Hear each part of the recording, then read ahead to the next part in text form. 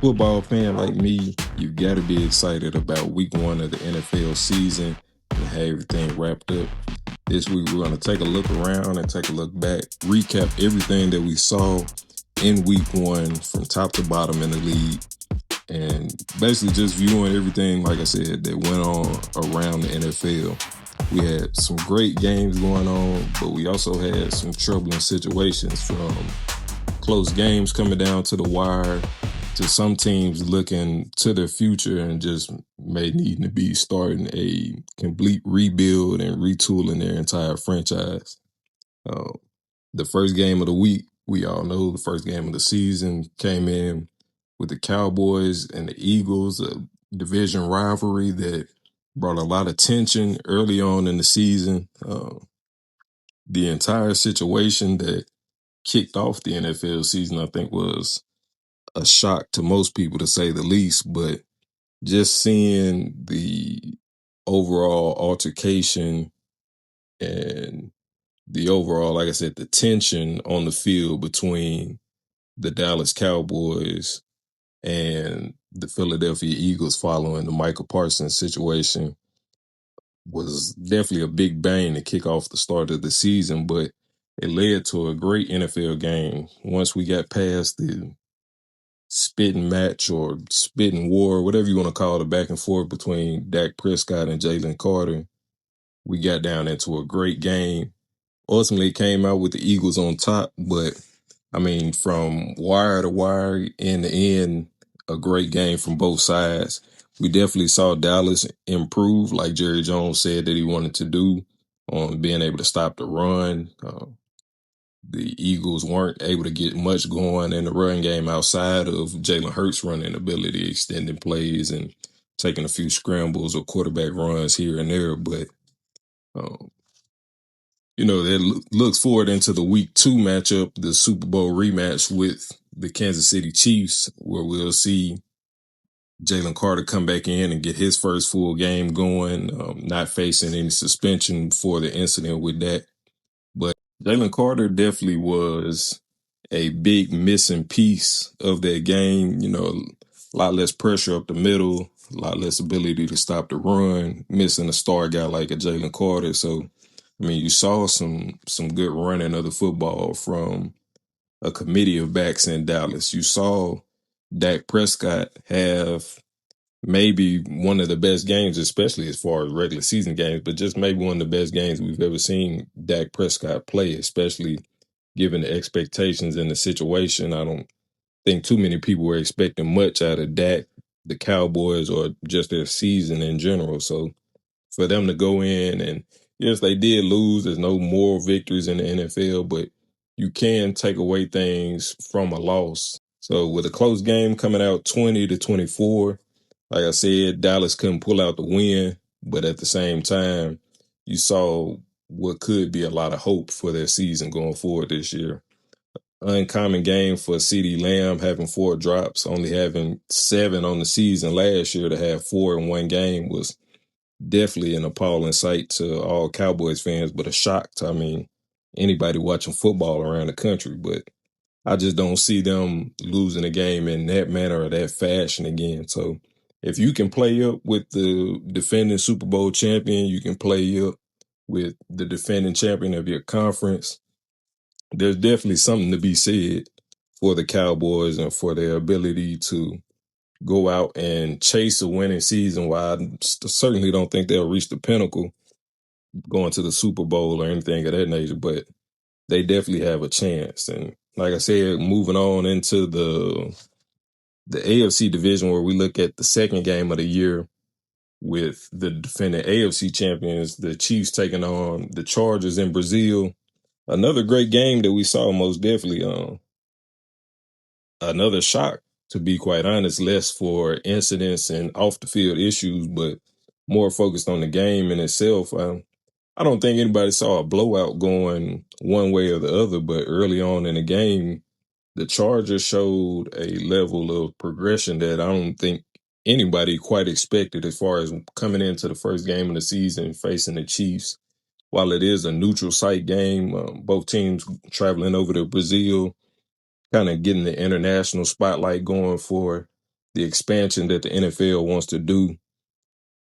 Early on, like I said, the Chargers looked to be in complete control of the game. And while the Chiefs were able to stay, relatively in the game, in contention as far as the scoreboard goes, there was just a lot of things from top to bottom where you saw frustration on the sidelines, frustration on the field, and just not a smooth running offense or a defense from Steve Spagnuolo that didn't seem to have things figured out when it came to facing Jim Harbaugh and Justin Herbert.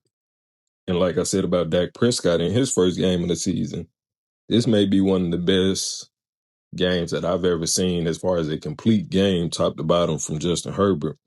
Just his command on the field. We all know that he's a great athlete, being able to use his legs and get things going for the offense, but being pinpoint with his accuracy, bringing back a guy like a Keenan Allen, having more faith and more rapport with a guy like a Quentin Johnson, having guys like Lad McConkey, and this defense still was able to get after it, even, losing a guy like Bosa and, a guy like Khalil Mack being a little older in his years. You might wonder how that front seven would come out and perform, but they definitely didn't show any slack or any slouch playing the defending AFC champions. And this could be a great foreshadowing for their season as a whole. I mean, if you can come out and beat the Kings, I mean, we all know that the Chiefs have been the number one team in the league for many years now, whether they win the Super Bowl or they're just a participant in the Super Bowl. I mean, we all expect them to be at the top of the league, somewhere amongst the cream of the crop. And the Chargers had a pretty commanding performance against what is arguably the best team. Maybe not full top to bottom talent wise. I definitely think there was better rosters such as the Ravens or the Eagles and other teams that you could get into that may have different individual talent at each position group. But just for the track record and the resume, the Chiefs are definitely the best team across the NFL. And the Chargers, I mean, like I said, in dominating fashion, showed that they are prepared to take another step in what may be the toughest division given the AFC West. Uh, this may be the toughest division in football, and the Chargers look primed and prepared to be able to contend right there at the top and maybe even win the division. Another great game that we saw come out of the AFC, probably the most, or at least for me as a fan, the most exciting, the most talked about.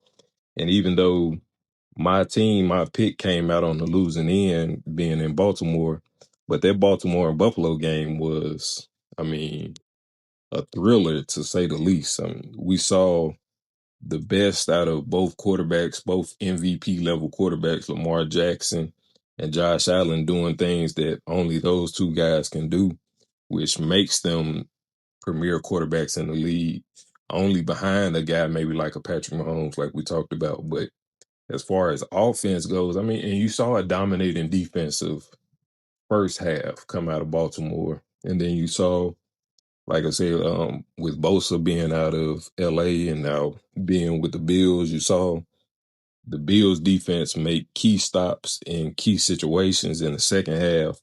But I mean, an offensive, high impact game that brought a lot to the table as far as not just viewership, but just the excitement of the overall, you know, the the value and the the statement of the moment being this, this being the team that put you out of the playoffs last year for Baltimore, this being the team that you had to take that step over for Buffalo. And honestly, like I said, through the first half, it felt like Baltimore was showing you everything that you needed to see to say that, okay, yeah, they can beat the Bills. They can make that bounce back. They've made additions to their offense. They've made additions to their overall roster that'll take them to that next level. But in true Baltimore fashion, as much as I hate to say it, those small mistakes, those turnovers, those situational decisions made by the coaching staff came back once again to bite you. And it's become a real worry for me. Like I said, I still am riding with the Ravens. do think that they'll still represent the AFC in the championship this year, but at the same time, John Harbaugh is one of the few coaches, and it's funny that I would say two of the most winning coaches that have been in my era of watching football, of what really grew me in loving the game, is John Harbaugh and Mike Tomlin, two greatly respected, well known for their winning ways and having championships on their resume. But at the same time, those Super Bowls are so long ago. Your winning is so prevalent that it also becomes, kind of a negative to your resume by you're always in winning situations. You always have talent on your roster and in your franchise, but yet you always find a way to win at the highest points of the regular season and not quite come through in the playoffs. And for different reasons. I mean, the Steelers haven't quite had a quarterback since Ben Roethlisberger at all. So, but with Lamar Jackson and the Ravens, I mean, it just feels like it's been in years past different moments and situations where either you need Lamar to step up or you needed the defense to play how they played during the regular season. And I mean, in this game, you needed Derrick Henry for sure to hold on to the ball. But even if, you lose that fumble, you give the Bills great field position, okay, and more than likely they're going to score. I mean, they're at the 30-yard line already, so it's not much to drive. You already had the momentum in Josh Allen's favor, but you can't, narrow that whole entire game down to that one situation. Like I said, it's definitely a key play. You get to stop on the 2-point conversion after they go in for the score, and now coming back onto the field, yeah, you want to run clock with only about a minute left in the game, but at the same time, you have to play confident offense. You have to play football like you're still playing to win the game, not playing not to lose. Because you go right out, 3 and out, you turn the ball back over to Josh Allen, and you know that Josh Allen has proven time and time again he has the ability to push the ball down the field. Great in a 2-minute situation. Great with very little time left on the clock, and they drive right down, get in the field goal range, kick the field goal, and win a game that many fans thought was put away by halftime. I mean, you saw a lot of fans for Buffalo leaving the stadium early on. The incident, the shoving situation with Lamar Jackson in the crowd, that turned into being a bigger incident. And maybe that helped pull focus from that offense or that team. But I mean, just overall, it turned into a bad night and a bad loss for the Ravens. But I would say second to none as far as the excitement level, the level of the narrative, and just the overall value of, the talent and the play that we saw in the game. The Pittsburgh Steelers and the New York Jets, I mean, both quarterbacks returning to their former teams from last year. Justin Fields moving on from Pittsburgh and now playing in New York showed that this may finally be the situation for him. And honestly, it's kind of a funny coincidence. I always thought that Justin Fields should have been drafted to the Jets in the first place over Zach Wilson. But I mean, that's another story for another day. They're here and they're here and now and doing the things that they're doing under Aaron Glenn.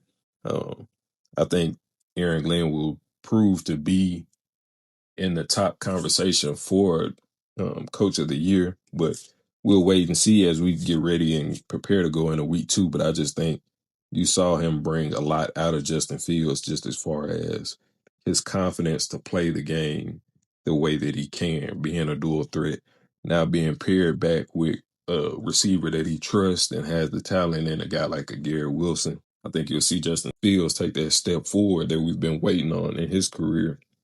But also on the other side, while Aaron Rodgers may have been in a situation last year with the Jets where he could, impose more of his wants, his desires on the team than maybe should have been allowed in a franchise like the Jets. It's been a long time since the Jets have been accustomed to any type of winning, and in all honesty, especially at the level of the playoffs or a Super Bowl appearance, definitely. But having a guy like Aaron Rodgers in a cornerstone franchise like the Pittsburgh Steelers, like we talked about earlier, with a guy like a Mike Tomlin who's known for winning, who's known for his structure, and who's known to do more with less. Now you have a guy like Aaron Rodgers who may not be that same Hall of Fame or MVP level that we know his name to be, but he has the knowledge, the intangibles, the capability, and the experience to get you over the hump of, missing out on the small steps, the fine line of here and there, of being able to really get you some wins, get you into the playoffs, and push you past just appearing in the playoffs, just having a winning season. And now you have a quarterback that can actually be the reason why you win, the reason why you don't lose a game, versus winning in spite of him or having to carry a quarterback like a Duck Hodges or Mason Rudolph or so on and so forth on to wins. Down in the AFC South, down in the NFC South, we saw another great game from two teams that, while I would say I'm expecting more from Tampa Bay just for what they've added and what they've been, I believe that they have, a top 15 quarterback in the league in Baker Mayfield for sure. He could find his way up into their top 10 conversation if he continues to play the way that he's played since reaching Tampa and going back into his days with the Cleveland Browns. But I liked what I saw from both Baker Mayfield and Michael Penix. It was a great game, an exciting game on both sides of the ball, seeing from Tampa and Atlanta. And to be quite honest, it might have given me a little more confidence in what Atlanta can be just overall, as far as finding out, do you have your quarterback of the future? And Michael Penix definitely seemed to, without a question, a guy that came into the league, and I think people really liked his character, liked his overall, just value as an individual as far as being the leader of your team, the face of your franchise. He seems to be able to greatly galvanize guys and bring energy to the field and just gives off that energy of a leader. But a guy like Emeka Ibuka could definitely come in, and while you have Mike Evans, you have Chris Godwin and other weapons throughout time that have been with Tampa that they're known for, a guy like Emeka Ibuka could take them to that next level and could honestly be the offensive rookie of the year. But you look at situations around the league, while we had great wins, we also had great losses, great despair, great frustration. And a lot of guys that may be looking to either save their job or get out of town, whether it's from the coach or player perspective. There are some people that I think, even though they could be in promising or, at least situations with talent and potential, that could be looking at the hot seat and looking at that last year. Like, if a guy like Brian Dable can't make things happen in New York, how long do you subject your quarterback to a situation that's probably going to change? Learning from the vets and learning under this coaching staff. You have a guy like Jackson Dart who looks like he will eventually be your future in New York. Look back at a team like a Miami. How long does Tyreek Hill sit by and wait and watch the Chiefs continue to win without requesting out of that situation? How long do you keep Mike McDaniels, who seems to be a good offensive mind, but maybe was a little bit ahead of schedule as far as being ready to be a head coach? Or, we can see a lot of things happen here in week 2 that are contrary to the woes of week 1, but these are both tough situations and teams that have been through, a lot of turnover, a lot of turmoil in these past few years. And a team like the Giants, for sure, especially, like I said, with you having a young quarterback, you having a young guy like Abdul Carter, Cam Scatterbo, you just want to make sure that you're establishing what you want the culture to be overall for the tenure of their career, and not just worried about the resume of one season as far as what the coach wants done for a guy that may be on his way out. Like we said, down in Miami, I mean, Tua is kind of getting to the point where I don't know how much more of a ceiling Tua has. Has he capped out to what he can be? I mean, and at his best, we saw Tua get the yards. We saw Tua lead in completion percentage and have the touchdowns and lead an explosive offense with that speed that Miami has. You know, kind of reminiscing back to the days of him at Alabama, but with the health concerns, with the inconsistency of being able to be on the field and the inconsistency of play when he is on the field, the entire Miami situation has definitely taken a turn from when you look back to a few years ago, Mike McDaniel first coming into the big. I mean, I don't think anybody in the league is expecting a great season from the Indianapolis Colts, but the performance that they put on to the Miami Dolphins, I don't. At one point, you're down. The game is basically over. I mean, you're in garbage time, and yeah, you get what you can get. You play to the clock hits zero, but it just was an ugly game overall for Miami as a whole, and that's a tough situation going forward there. Then you look back in the AFC North, the Browns and the Bengals are the bottom of the division for me. As first game showed the potential of the Browns defense that always going to be, somewhere up in the top 10, top 15, very bare minimum. And you have guys like Miles Garrett and then the award and so on and so forth. But it's the offensive side of the ball that I worry about for them. Joe Flacco is what Joe Flacco is. I mean, he's an older quarterback who's seen, a lot of in his career, but throwing the ball 45 times with Joe Flacco is not a winning recipe in my opinion. And you almost won this game versus the Bengals, and that's where the downside of the Bengals comes to me. I mean, you almost lost your opening game after all this hype and hoopla about playing the preseason and being prepared to go into week one. You almost started yet another season of Joe Burrow's career with a loss to a woe-given team like the Cleveland Browns. And I just think at some point you have to find the next step for this franchise, and that being the Bengals. And that's why I see the opening game after all this hype and hoopla about playing opening game after. Zach Taylor is another guy who honestly I thought he would have faced the hot seat before this, but definitely now Zach Taylor may be looking at his last year in Cincinnati.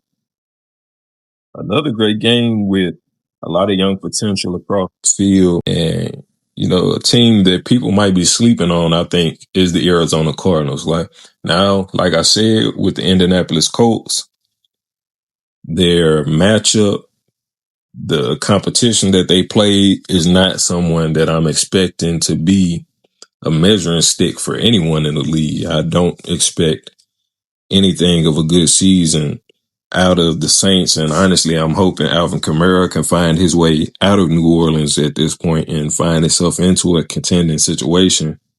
But I do think that you're going to see a step up from Marvin Harrison Jr., another year with Kyler Murray. And Kyler Murray is one of those quarterbacks in the league, like we talked about in the coaching situation. Kyler Murray is one of those quarterbacks who needs to find his footing, his stability in the league as far as what are you going to be? Can you consistently play a full season? Can you be the franchise quarterback that Arizona drafted you to be? And I think him and Marvin Harrison paired together is going to be a great step forward for this franchise if you get another year of that. But on the defensive side of the ball, I love Will Johnson. And, a team that not necessarily a sleeper, but, kind of the black sheep, so to say, of this rookie class coming in, and everybody knew of his talent, his potential, what he could bring to the game. But, a lot of teams let him slip by because of the injury concerns and injury situations with him being a young player coming up through the college ranks. But coming into the NFL, I mean, preseason and week one impact, Will Johnson looks like he can be one of those rare guys that rookie year he steps in and he might be your number one corner right off the rip and playing with the top guys, going from a Chris Olave into, you know, every number one. I think he'll be a traveling corner. I think he has that potential to really be a lockdown corner in this league. And, they showed a lot of potential in their first game. Like I said, it's just the Saints. It's not a high level of competition that you're playing. No disrespect. This is an NFL team, but I don't see a situation where the Cardinals can't come out and really contend for maybe a wild card spot in their division. But one of the teams that is definitely reshaping the face of the NFL, reshaping their division, their conference, and that's the Green Bay Packers. I mean, you already had great receivers like a Jalen Reed and Christian Watson and uh, Romeo Dobbs, but now you brought in a young guy like a Matthew Golden, who's looking like through the postseason that he could be a true number one. And I think we all thought that Micah Parsons would be on, some sort of pitch count, pull back the leash a little bit, whether it was for injury concerns or, just conditioning, him not being in a lot of on field situations before he left the Cowboys. But I mean, you saw the immediate impact that a Micah Parsons made, getting pressure on the quarterback, being just an assignment that those guys have to worry about. And I mean, you're playing a great line. You're playing a guy like a Penei Sewell in Detroit.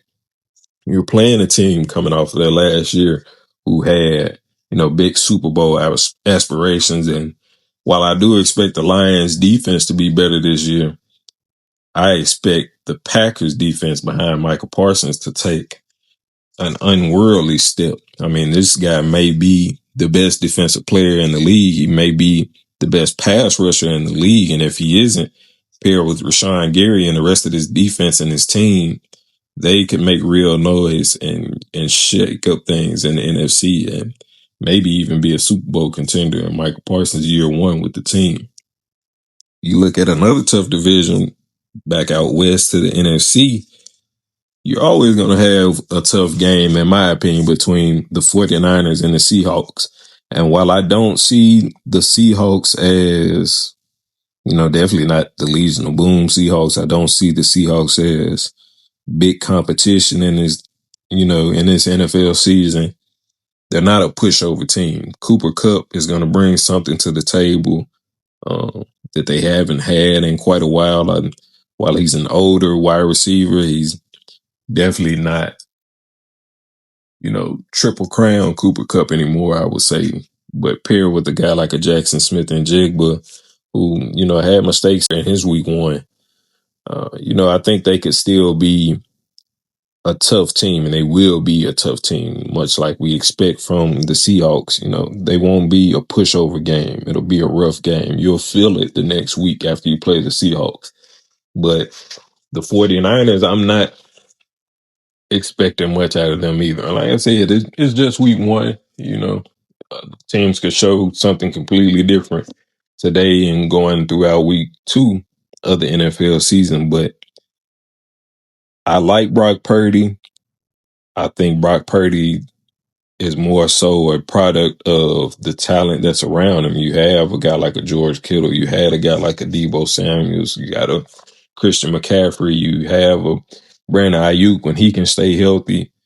But it's just a situation that looks like it's beginning to, kind of revolve and start over as far as what you see with the 49ers. And I just don't know if there's, anything really to look forward to out of the season for either one of those teams other than, like I said, being a tough team, being a tough out for their division, being a tough out for their rivals and, maybe ruining somebody else's success. But I don't see the 49ers or the Seahawks doing much this year. But another competitive game, definitely early in the season that could have went either way.